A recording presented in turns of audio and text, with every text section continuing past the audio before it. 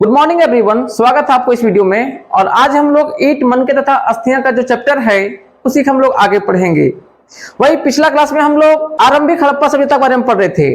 जैसा हम सभी जानते हैं कि 2600 ईसा पूर्व के पहले जो सभ्यता सिंधु नदी घाटी के पास जो विकसित हुआ था उसी को हम लोग आरंभिक हड़प्पा सभ्यता कहते हैं। और साथ ही हम लोग ये भी चर्चा किए थे कि आरंभिक हड़प्पा सभ्यता का जो बस्तियां का जो आकार था वह छोटा था और जो मकान भी मिले वहां पे वह छोटा छोटा देखने को मिलता है। साथ ही आरंभिक हड़प्पा सभ्यता का जो जीवन निर्वाह था वे सब भी कृषि काम करते थे, वे भी पशुपालन के काम करते थे। साथ ही वहां पे बड़े स्तर पर मृदभांड देखने को मिलता है।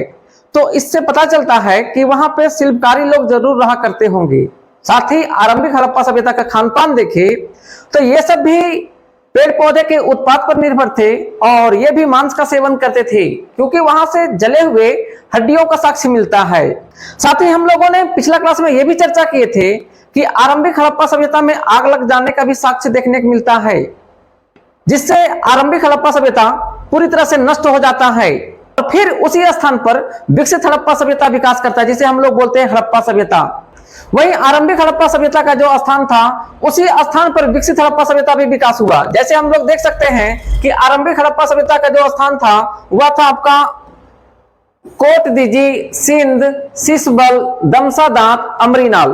तो ये स्थान पर आरंभिक हड़प्पा सभ्यता पनपी और इसी स्थान पर देखे कि हमारा विकसित हड़प्पा सभ्यता जिसे हम लोग हड़प्पा सभ्यता बोलते हैं ये भी इसी स्थान पर पनपी। लेकिन धीरे धीरे देखे कि ये विकसित हड़प्पा सभ्यता है उसका विस्तार बहुत ज्यादा देखने को मिलता है। इसका विस्तार देखे तो मोहनजोदड़ो, हड़प्पा, अफगानिस्तान, सिंध जैसे इलाकों में भी इनका विस्तार देखने को मिलता है। वही विकसित हड़प्पा सभ्यता का अगर खान पान देखे तो जैसा खान पान आरंभिक हड़प्पा सभ्यता का था वैसा ही खान पान विकसित हड़प्पा सभ्यता का भी देखने को मिलता है। ये भी अपना जो भोजन लेते हैं ये भी अपना भोजन पेड़ पौधे के उत्पाद पर निर्भर थे और ये भी मांस का सेवन करते हैं क्योंकि यहां से भी साक्ष्य छोटे छोटे पंछियों का हड्डी और मछली के कांटा देखने को मिलता है। तो इससे पता चलता है कि ये सब भी मांस का सेवन किया करते थे। साथ ही इनका पेशा देखे ये भी कृषि काम करते थे और ये भी पशुपालन का काम करते थे। साथ ही यहाँ पे देखे तो बस्तियां का आकार, तो यहाँ पे बस्तियां का आकार देखे तो बड़ा बड़ा देखने को मिलता है। यहाँ का बस्ती देखे तो बहुत बड़ा देखने को मिलता है। यहाँ पे शहर भी देखने को मिलता है और यहाँ पे प्रॉपर नाली का व्यवस्था देखने को मिलता है, सड़क का देखने को मिलता है। वही विकसित हड़प्पा सभ्यता एक ऐसा सभ्यता है जो आज तक हमें जितने भी सभ्यता देखने को मिलता है वह हड़प्पा सभ्यता के सामने वह पीछे रह जाता है क्योंकि विकसित हड़प्पा सभ्यता में देखे तो यहाँ पे नाली का जो व्यवस्था है वैसी नाली की व्यवस्था विश्व के किसी और सभ्यता में देखने को नहीं मिलता है। वही चोलिस्तान के देखे तो चोलिस्तान आज पाकिस्तान के भाग में है। जैसा हम जानते हैं कि जब हमारा देश आजाद हुआ तो आजादी के दौरान देखे तो हमारा देश का विभाजन भी होता है और उस विभाजन में देखे तो जो हमारा थार मरुस्थल था उस थार मरुस्थल का भी विभाजन हो जाता है और जो भाग थार मरुस्थल का पाकिस्तान की तरफ चला जाता है उसी को हम लोग चोलिस्तान कहते हैं। और इस चोलिस्तान में देखे तो हमारा आरंभिक हड़प्पा सभ्यता और विकसित हड़प्पा सभ्यता दोनों सभ्यता का यहाँ पे बहुत बड़े स्तर पर साक्ष्य देखने को मिलता है। तो देखिए यहाँ पे संख्या इसका, तो यहाँ देख सकते हैं कि चोलिस्तान में बस्तियां की कुल संख्या देखे तो आपका चोलिस्तान में 239 है, वही सिंध में 106 है। आरंभिक हड़प्पा स्थल सिंध में 52 है, वहीं चोलिस्तान में 37 है। विकसित हड़प्पा स्थल देखे सिंध में तो 65 है, वहीं चोलिस्तान में देखे तो 136 है। तो इस तरह से हम देख सकते हैं कि चोलिस्तान में देखे तो हमारा हड़प्पा सभ्यता का बहुत सारा साक्ष्य यहाँ पे देखने को मिलता है। वहीं आजादी के बाद देखे तो आजादी के बाद हड़प्पा, मोहनजोदड़ो, चोलिस्तान ये सारे स्थल पाकिस्तान की तरफ चले गए।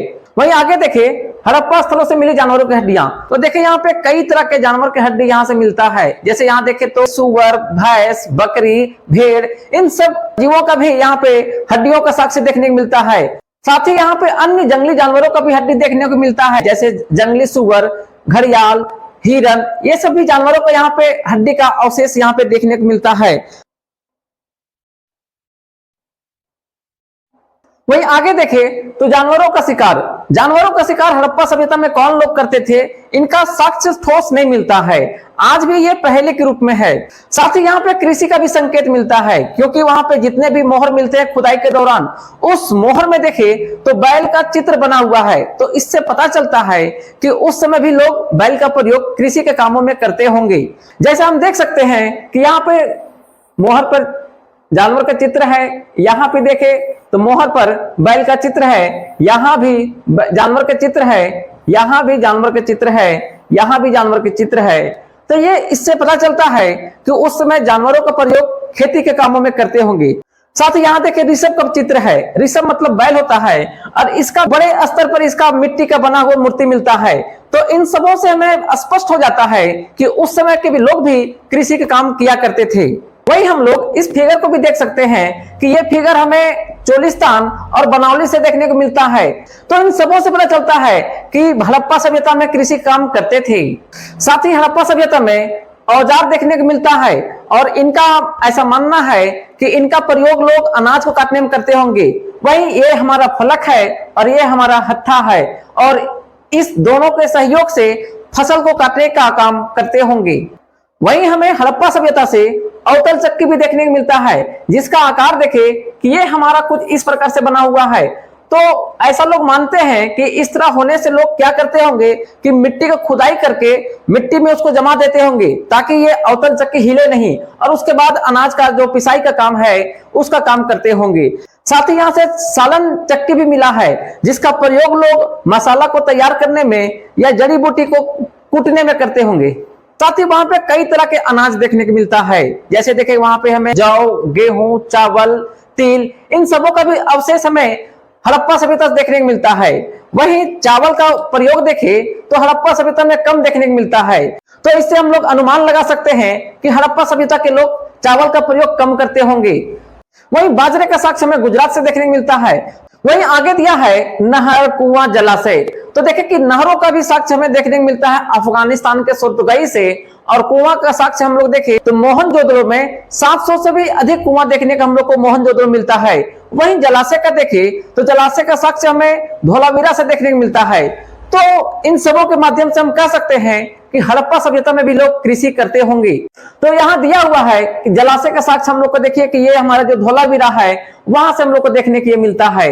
वही हड़प्पा सभ्यता के देखे यह एक अर्धशुष्क इलाका में बसा हुआ है, तो यहाँ पे सिंचाई के लिए नहर का प्रयोग तो जरूर करते होंगे। तो इसका भी साक्ष्य हम लोग को यहाँ पे देखने को मिलता है। तो वही हम लोग ये सब जो देखे ये सब हड़प्पा सभ्यता से जुड़ा हुआ चीज था। वहीं आगे हम लोग मोहनजोदड़ो के बारे में पढ़ेंगे, क्योंकि हड़प्पा का जो भी साक्ष्य था वहां उसका सारा अवशेष को नष्ट कर दिया गया। जो भी उनका साक्ष्य के रूप में ईंट था, सारा ईंट को चोरी कर लिया गया, जिनके कारण कुछ साक्ष्य के रूप में बचा ही नहीं, जिसके कारण हम लोग हड़प्पा सभ्यता को ना पढ़ करके हम लोग मोहनजोदड़ो पढ़ते हैं। वहीं आगे इसमें दिया है कि हड़प्पा सभ्यता का सबसे अनूठा पहलू क्या था। तो वहीं देखे कि हड़प्पा सभ्यता का जो सबसे अनूठा पहलू जो था, सबसे अनूठा पहलू यहाँ का देखे तो यहाँ देखे तो शहरों का केंद्र देखने को मिलता है। साथ ही ये कांस्य का भी प्रयोग किया करते थे। वहीं आगे दिया है कि हड़प्पा सभ्यता का सबसे प्रसिद्ध पुरा स्थल क्या था।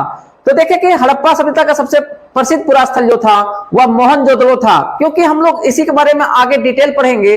वहीं आगे दिया है कि हड़प्पा सभ्यता का सबसे पहले खोजा गया स्थल कौन था, तो इसका आंसर होगा हड़प्पा।